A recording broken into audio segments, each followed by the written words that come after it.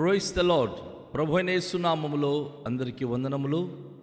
యేసయ్య మాటను ఈ కార్యక్రమాన్ని వీక్షించడానికి ప్రేమతో నేను మిమ్మల్ని ఆహ్వానిస్తున్నాను. ఈ దినము యోహాను సువార్త 9వ అధ్యాయము 1 నుండి 12 వచనాలు ధ్యానించుకుందాం. ఆయన మార్గమున పోచుండగా పుట్టుగురుడి అయిన ఒక మనుషుడు కనబడెను.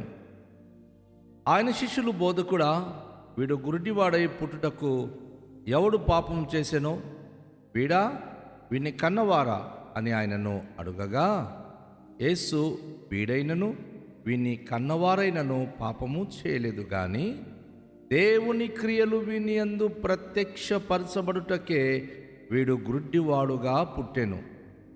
పగలున్నంత వరకు నన్ను పంపిన వాని క్రియలు మనము చేయుచుండవలెను. రాత్రి వచ్చుచున్నది, అప్పుడు ఎవ్వడునూ పని చేయలేడు. నేను ఈ లోకములో ఉన్నప్పుడు లోకమునకు వెలుగునని చెప్పెను.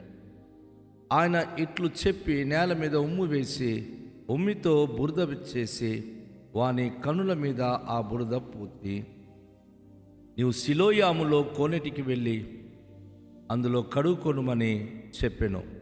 సిలోయామును మాటకు పంపబడిన వాడని అర్థము. వాడు వెళ్ళి కడుక్కొని చూపు గలవాడై వచ్చెను. కాబట్టి పొరుగువారును వాడు భిక్షకుడని అంతకుముందు చూచిన వారును, వీడు కూర్చుండి భిక్షమెత్తుకున్నవాడు కాడా అనిది.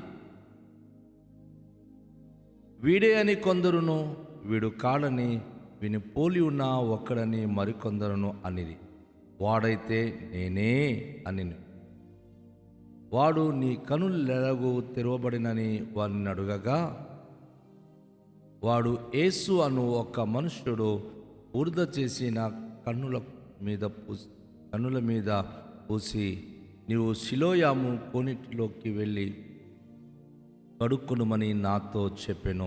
నేను వెళ్ళి కడుక్కొని చూపు పొందితిన నేను.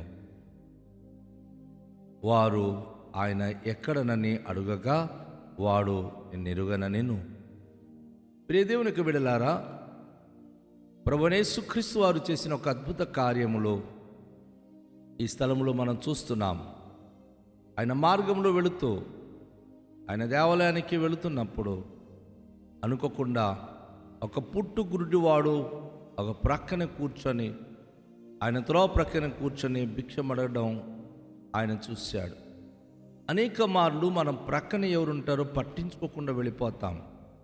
కానీ యేసు ప్రభువారు ఈ భూలోకంలో ఆయన సంచరించినప్పుడు తన ఎదుట ఉన్న ప్రతి ఒక్కరిని ఆయన గమనించి వారి అక్రతలేమిటో, వారి బ్రతుకు పరిస్థితి ఏమిటో ఆయన చూసి వారికి సహాయము చేస్తూ ఆయన తన పనిని కొనసాగించేవాడు, తన ప్రయాణాన్ని కొనసాగించేవాడు.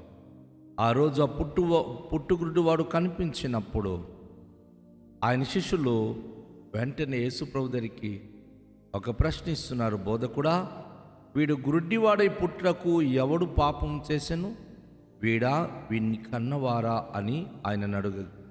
గమనించండి, చాలాసార్లు మన మానవ జాతిలో ఉన్న ఒక తాత్పర్యం ఏమిటంటే, ఎవరైనా గుడ్డివాడుగా కానీ, మూగవాడుగా కానీ, ఎటువంటి అంగవైకల్యత కలిగిన వాడుగా కనుక పుడితే ఏ జన్మములో పాపం చేశాడో అంటారు కొందరు. లేదు, ఈ తల్లి తండ్రి ఏ పాపం చేశారో ఇలాంటి బిడ్డను దేవుడు ఇచ్చాడు అని అంటారు. అంటే ఆ తల్లి తండ్రి కానీ పుట్టిన పిల్లుడు కానీ పాపం చేశాడని ఈ తాత్పర్యములు మానవ జాతిలో ఉంది. అయితే యేసుప్రభు వారు అంటున్నారు, వీడైనను వీని కన్నవారైనను పాపం చేయలేదు, కానీ దేవుని క్రియలు వీని యందు ప్రత్యక్షపరచబడ్డకి వీడు గురుడివాడుగా పుట్టెను. దేవుడికి స్తోత్రం. చాలాసార్లు వికలాంగులు కానీ బలహీనులు కానీ మనం చూసినప్పుడు అందులో దేవుని క్రియలు ప్రత్యక్షపరచబడడానికి వారు ఆ విధంగా పుడుతున్నారన్న సంగతి మన జ్ఞాపకం చేసుకోవాలి. వారు ప్రభు దగ్గరికి వచ్చినప్పుడు నిశ్చయంగా ప్రభు వారికి అద్భుత కార్యములు వారి జీవితంలో చేయగలడు.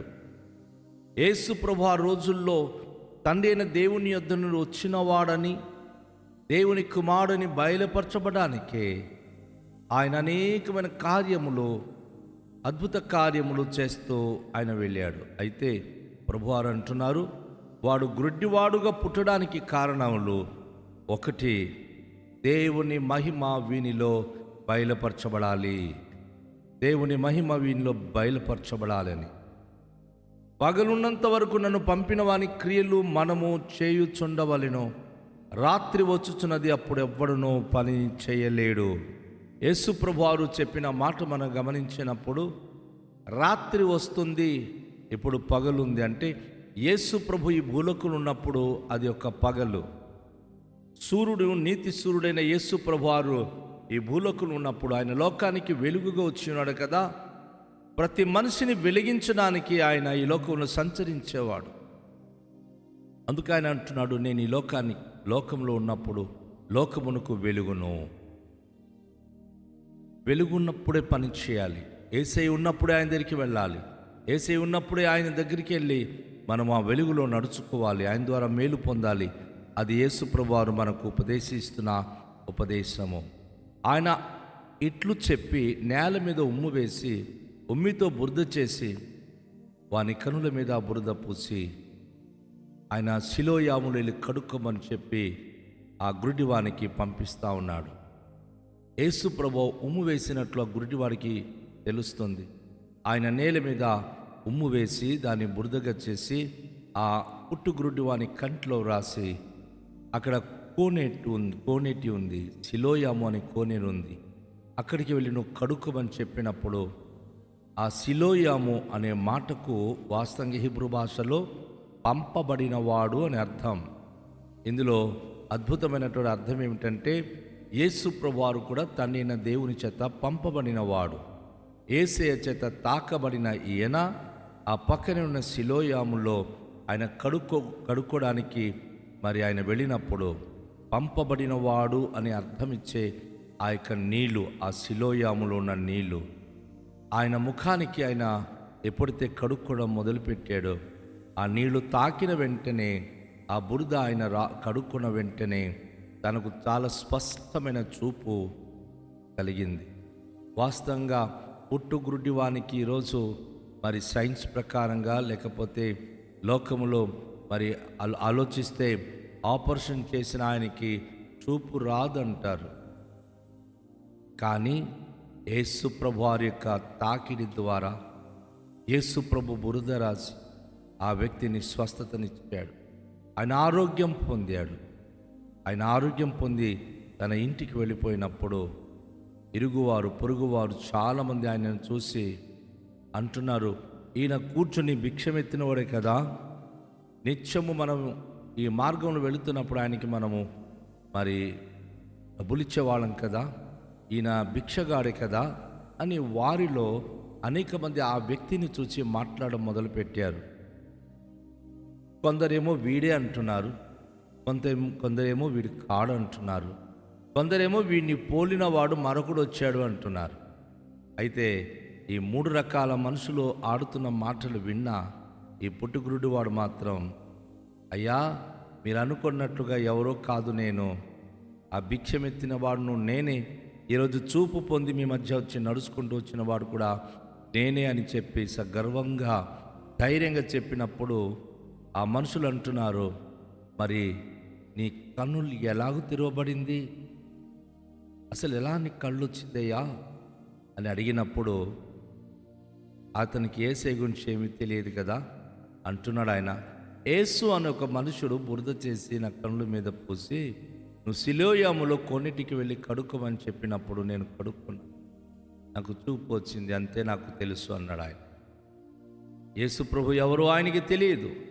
యేసయ్య దైవత్వం గురించి ఆయనకి ఏమాత్రం కూడా జీరో నాలెడ్జ్. కాకపోతే యేసు ప్రభు వారు ఉమ్ము వేసి బురద చేసి కంటికి రాసింది అది వాస్తవం. నేను కోనిట్లో కడుక్కోవడం కూడా వాస్తవం. కడుక్కున్న వెంటనే నాకు చూపు రావడం వాస్తవం అని తన సాక్ష్యం ఆయన చెప్పినప్పుడు వారందరూ అడుగుతున్నారు, ఆయన ఎక్కడా? అవునండి, ఈరోజు చాలామందికి యేసయ్యలో మహత్కార్యములు జరుగుతుందని తెలుసు, కానీ వారు ఎక్కడా, ఆయన ఎక్కడా అని అడిగినప్పుడు ఈ గురిటివాడు అంటున్నాడు, అయ్యా నాకు తెలియదు, కేవలం బురద రాసి ఆయన వెళ్ళిపోయాడు. సిలోయాములో కడుక్కోమన్నాడు. చూపు పొంది ఇంటికి వచ్చాను నేను.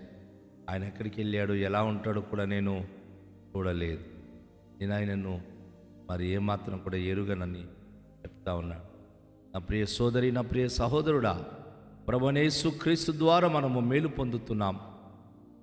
యేసు ప్రభు ద్వారా అనేకమైన కార్యాలు మనం చూస్తున్నాం. ఆయనను హత్తుకుని జీవిస్తున్నామా?